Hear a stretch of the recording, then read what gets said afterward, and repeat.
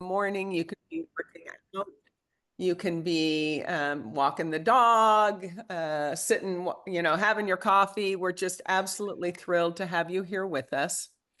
This is Xapa's monthly enrichment series, and it's really about you as a leader and an investment in yourself. We want to help you grow the people who grow your business, but it starts with growing each of us individually. This is an open link, so you can invite anybody from your team to join any monthly call as well. I will give you a little bit of a sense of why we're having this conversation today. Between all of the macroeconomic uncertainties and all of the change that's happening in our businesses because of AI. It's changing the work, who does the work, how the work gets done. It creates a lot of opportunity, but for also for people, it creates a lot of anxiety. And when we have such high change, it's really important that we build up the resilience skills for our people and our team. And resilience is a skill. In fact, it breaks down to a whole lot of individual skills, and we have to practice all of them. We have to work on all of them. This is just a subset of those skills, but everyone can be practiced, learned, and taught. So whether you're using a tool like Xapa to do it or you're using something else, it's important as leaders that we talk about it, that we normalize it, and that we invest in helping people build the resilience skills they need to weather the change and do it in a really positive way. And that's why we've invited Dr. Oneeka here. Good afternoon. Well, I guess it's good afternoon for some and good morning for others. Thank you so much to Betty and Christine for inviting me. This is a wonderful opportunity to just share some of my work and insights, and I look forward to just taking you on this journey of personal transformation, of purposeful leadership, and this systematic framework that I have developed in order to transform the lives of people with whom I interact on a daily basis. Next slide. I'd like to start with just a reflection on, I'm not sure how many of you might have seen this article by McKinsey, two of the partners of McKinsey, about the CEO as the Chief Resilience Officer. And in this world, very volatile, that is changing, the role of the CEO is far reaching. It is, as quoted by Elaine Benjani, it is either with one eye in the microscope and the other eye in the telescope. And resilience and grit being this ability to adapt, right? Meaning that you can prepare for the future, respond to what is happening in the present, and then to take advantage of that disruption. And 84%, based on this McKinsey study, 84% of CEOs felt unprepared for future disruption. And so this article summarizes, I think very nicely, these 5 actions that companies can take to become more resilient. And so it was great for me to reflect and to review this article because it just underscored for me some of what I think about the similarities between being a surgeon and being a CEO. And as a surgeon, we are, and I'm certainly concerned about the patient who's in front of me, not just from the immediate implications of what am I going to do to respond to this immediate issue, but then what are the implications for long term in terms of prognosis and treatment and other ways to engage and compliance and engaging other members of team in order to optimize the patient's outcome. It requires this ability to have this bird's eye view of how the operations in the office works, how the operations in the OR works, how am I mobilizing teams in order to be most effective and present at the day and then post-surgery, and how do I empower them to show up as their best selves. And so it is this huge interplay with one person as kind of the, I want to use the word officer, but one person who is championing and integrating and orchestrating and helping to pull it all together. And so just a little bit about me in terms of how I came into doing this work. Most people express surprise as, oh, you're a surgeon, but you're thinking about positivity and you're thinking about all these other very kind of empowering and real holistic approaches to thinking about wellness from this very, very multidimensional perspective, not just from the perspective of what am I doing to enhance the physical health of my patient, but what am I doing to educate, elevate, and empower the lives of everyone that I touch. And I first became acutely aware of this kind of limits. And my talk is about transforming the limit into the opportunity. And when I was about 14 and had decided the year prior that I wanted to be a doctor, I was at an all-girls school in Barbados, and someone had decided that girls just were not good at physics. And so it wasn't offered. And I had discovered that in order to do medicine, I needed to have physics as a prerequisite.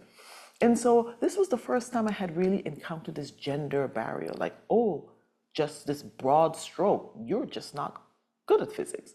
And so thanks to the advocacy of my parents, I transferred to the all-boys school where admittedly my twin brother was already a student there.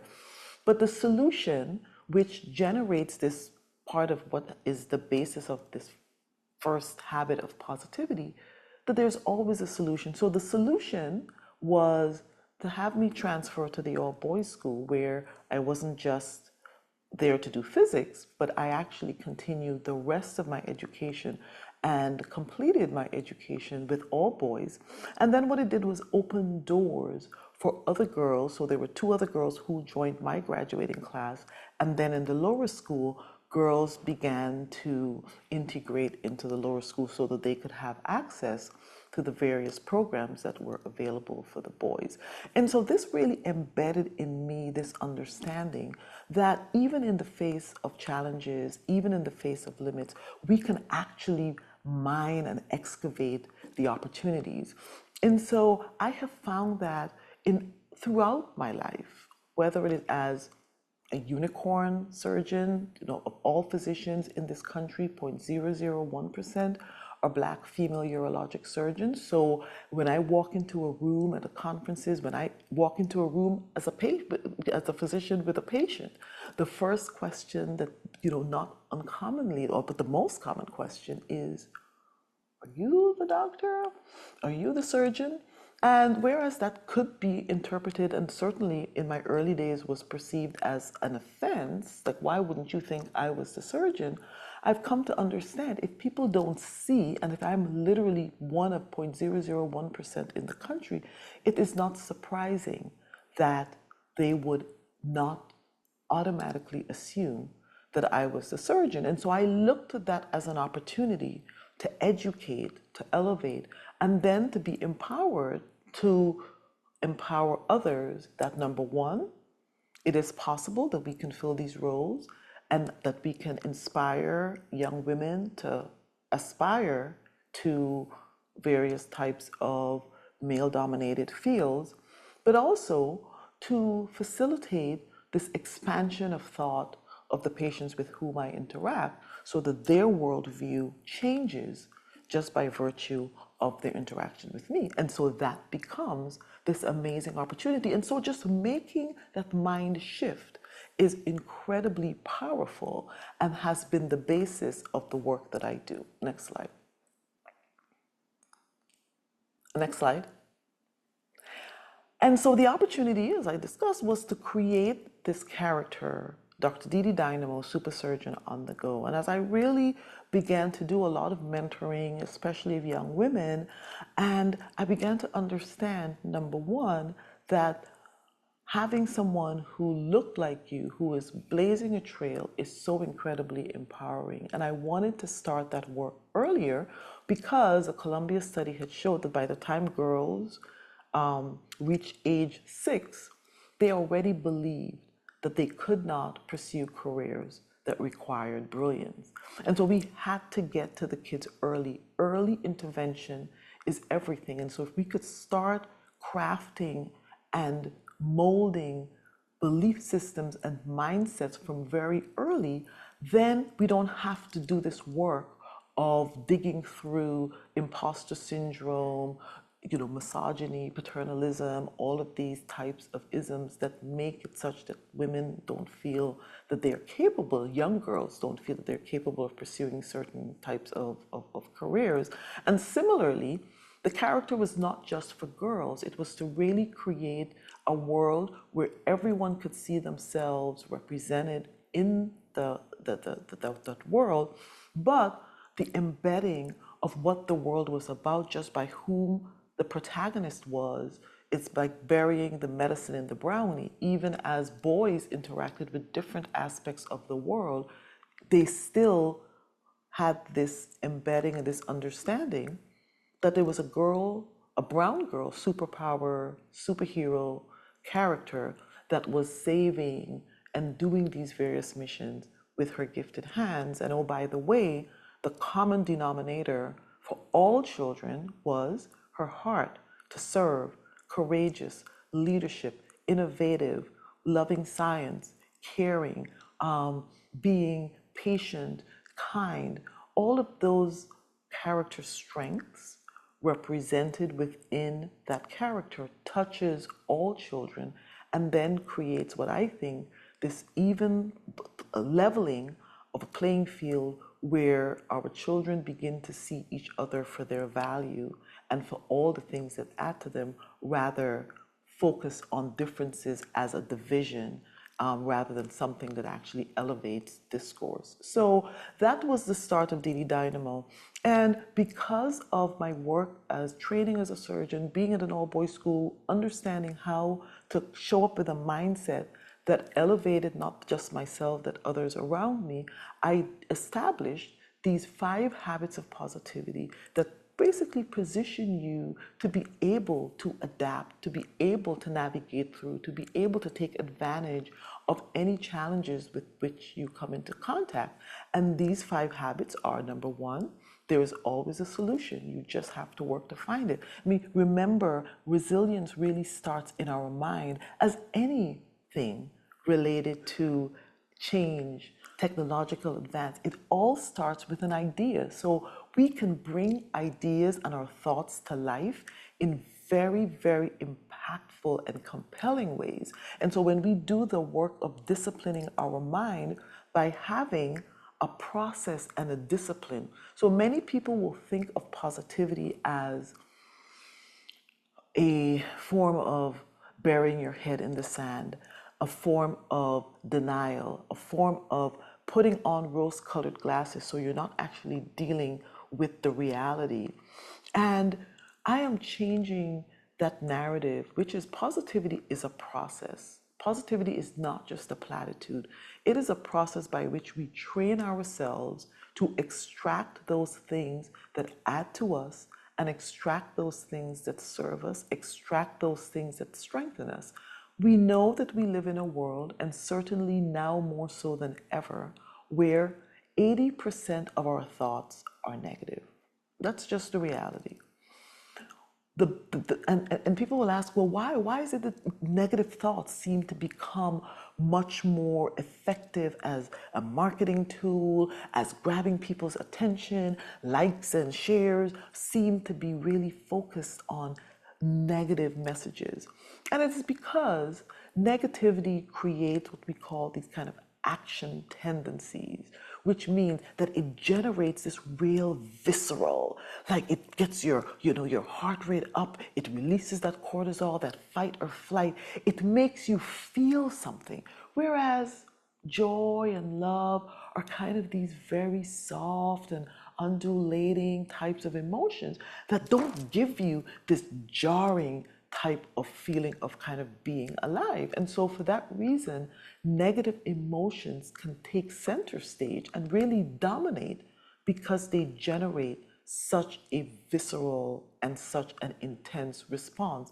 But we have the power to be able to train our minds to where do we find, how do we extract, in spite of the negatives, where do we find the positives that are going to elevate and strengthen and add to us? Because in the long run, negativity just depletes, it takes away. So when you're dealing and fighting against negativity, it does exactly as the mathematical operation suggests. It takes away from you. And so when we can shape our mind, we can convert the limit into the opportunity. We can keep the positive and discard the negative. And that's just like, I love making these physiologic analogies. It takes story and it helps to paint a picture and gives you a real visual. It's just like our gastrointestinal tract. We take in all types of things. Some things are good for us, some things are not so good for us. And our body has a system to extract the nutrients, extract the things that serve us, distribute it around our body, and then the things that are waste get processed and eliminated. If we do not eliminate the waste products, then we literally develop this toxic constipation and eventually will completely rupture our intestine and will die of sepsis. So, when you think about that analogy and why it's important to let go of the negative after you have done the processing, it helps you to understand that this is a real discipline and it is a very applicable discipline that really has analogies in so many other parts of our life. Purpose and caring for others. Like, as a part of this positive discipline, it reflects what Martin Seligman, who is the father of positive psychology, has created, this PERMA. What are the 5 pillars of happiness? Of which the M is meaning. P, positive emotions, E, engagement, R, relationships, M, meaning. And so when we have meaning and purpose in our life that establishes why we are here, that gives us this greater than ourselves understanding in terms of our sort of divine designation in this coordinated time and space, then that is something that elevates our level of happiness. And then gratitude. You can always, gratitude, the studies on gratitude have been numerous. You can always shift into gratitude to be able to identify that feeling of appreciation that adds this positive lift. And gratitude and negativity just can't coexist. If you shift into, I am feeling thankful for all the things that you're thankful for, and you literally probably couldn't even list them all in, one sitting, it shifts you out of this feeling of discontent and depletion. And so, next slide. And so, in Didi Dynamo, what I did in creating her island of positivity is the recognition, and it's the health, why positivity matters. It better relationships, better performance. It increases our health, improves our health and well-being. It increases and improves our mental well-being. And so it literally contributes to less heart attacks, longer life, and less anxiety and depression. Next slide. And so in going back to what I talked about related to starting early, embedding all of this in the story for children that integrates literacy, science, powers of positivity, and these superpowers of positivity that helps children to become well integrated, well internalized with these skills that are the underpinning. Everything that I've just been talking about is resilience. And so when we think about the mental health epidemic in our children increasing, especially because of the advent of so many of the social media type of impacts, we need to have resilient children that can cope and adapt to challenges, to changes, to messages that are negative. And these 5 habits of positivity allow for that and then translates into any setting, whether it is in the home, in the classroom, in a corporate environment. They become the underpinning of resilience, which becomes the underpinning of performance, of growth, of being able to be happy and feeling fulfilled and accomplished. Next slide. And so this is just an example of creating this visual. My most recent, well, my first TEDx talk a week ago was about reimagining legacy, transforming generational health through story. And I focused on hypertension and cardiovascular disease. So presented Madame Sodium as a character who is complex and has an identity crisis, but created a visual as to the impact on blood pressure and impact on kidney disease, cardiovascular disease, and strokes. And just by painting that visual about how salt creates worsening hypertension and how hypertension and Madame Sodium are best friends and where her loyalty lies, that creates this amazing clarity and creating now taking an abstract concept and making it so concrete that people can now act. So that's the importance of being able to use these visuals to transform literacy and learning in all components. All right, so let's now talk a little bit about many of you who are on this call, CEOs. Like what keeps you up at night? Retention and engagement, burnout and well-being, innovation fatigue, culture and belonging, and creating leadership pipelines. So as the CEO, as the North Star in your organizations, you set the culture for how do you optimize how people show up in the environment. Next slide. And for me, one of the things that has been very, very, I think, transformational as my work has evolved is in interacting with young children and with young adults in this creating this island of positivity and creating this learning system to be able to transform their thinking, to transform their behavior, to transform their understanding. What emerged was this ecosystem, was this framework that helped to define what are the components that really, from a actionable and reproducible perspective, what is that framework that can be introduced in environments that help to build out resilience and helps to, in any way, in a setting, helps CEOs, leaders, parents, helps them to create a structure that is consistent, that is reproducible, that achieves the desired results, this ecosystem of resilience, and really and truly, it becomes a learning tool. So whether it is learning resilience, whether it is an ecosystem of healing, whether it is leadership, these components apply and transfer and translate in any environment where there is the need for learning. So this ecosystem of resilience is expectations, community, organize, problem solving, purpose, self-care, self-worth, positivity, and role and modeling. So let's just go quickly through the first one, which is expectations. Next slide.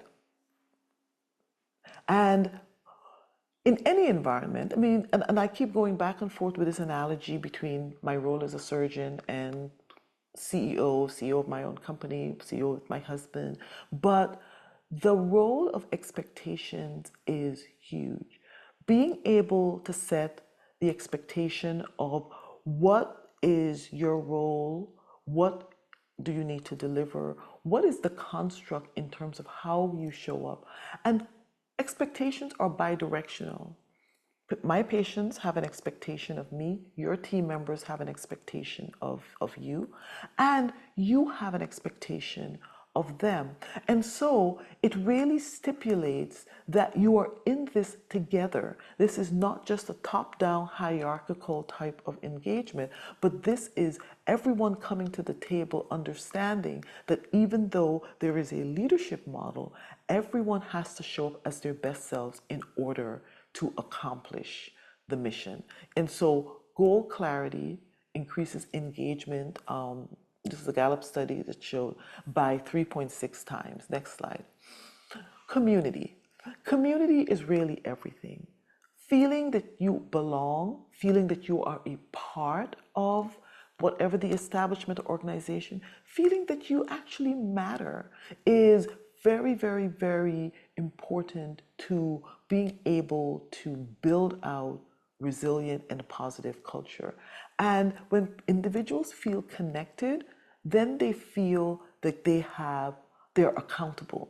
They have ownership for part of what is going on. And when you have ownership, you then begin to feel that what happens in the organization directly affects you, and you become engaged as one of many key players. Everyone should feel that there's a key player. And so community strengthens us, it makes us feel like we're part of something bigger, and that drives resilience. Next slide. Organization and goal setting.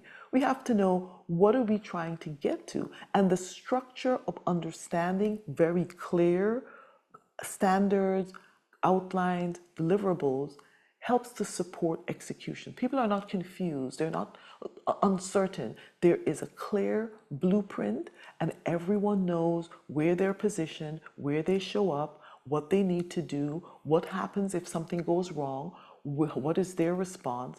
Everyone's responsibility is clearly articulated, and this is something that helps with both time management, which then boosts productivity, which contributes to resilience. Next slide. Problem solving.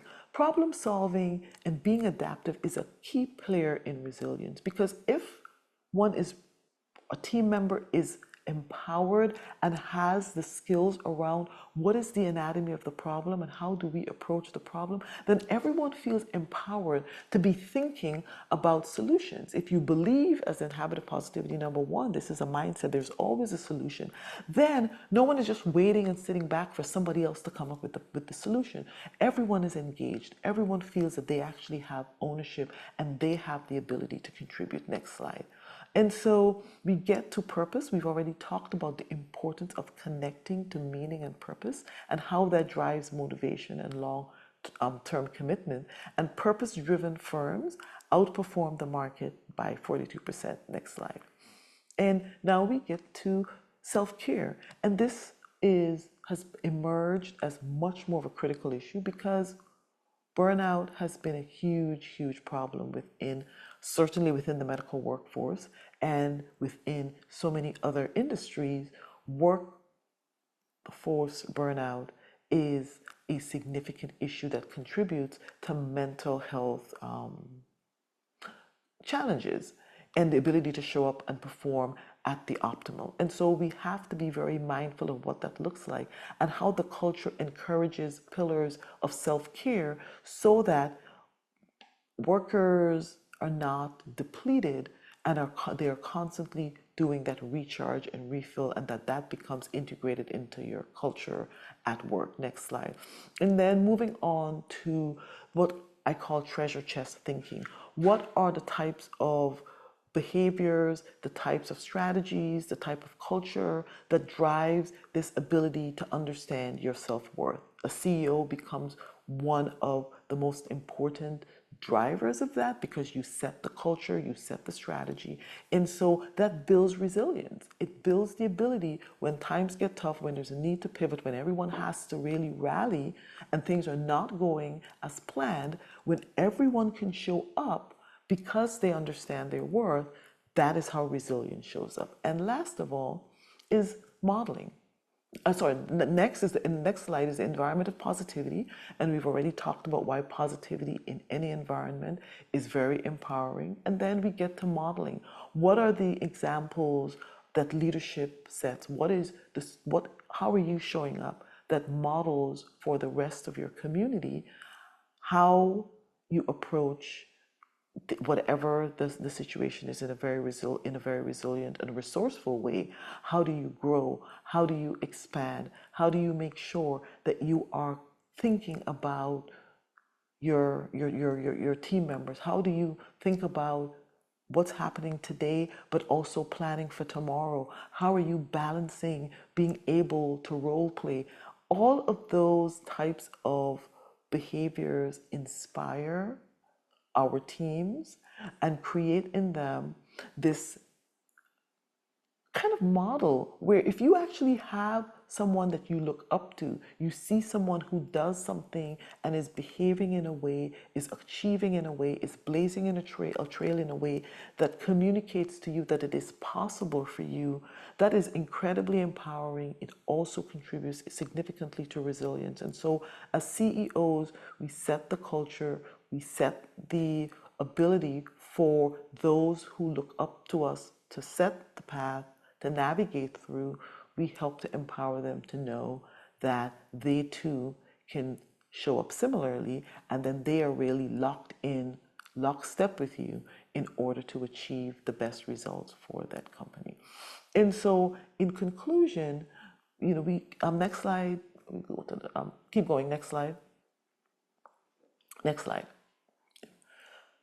So, in conclusion, what is the corporate value proposition here? It resilience and having an environment that really kind of conforms to that framework, those 9 pillars that I discussed. They drive productivity, they improve morale, they improve and they secure retention and worker satisfaction. It supports health and well-being within companies. It decreases work burnout, it fosters a growth mindset, and it really makes your business more successful, more impactful, and overall more resilient to weather through the inevitable storms that come and that will shape how you show up to basically drive impact, because ultimately businesses, practices, organizations are here because there is a particular impact that one is trying to deliver. And so the value proposition here of creating a culture that conforms and adheres to leveraging these types of strategies in order to build resilience is something that enhances your organization and positions you to be incredibly, incredibly impactful, powerful, and productive. Thank you very much.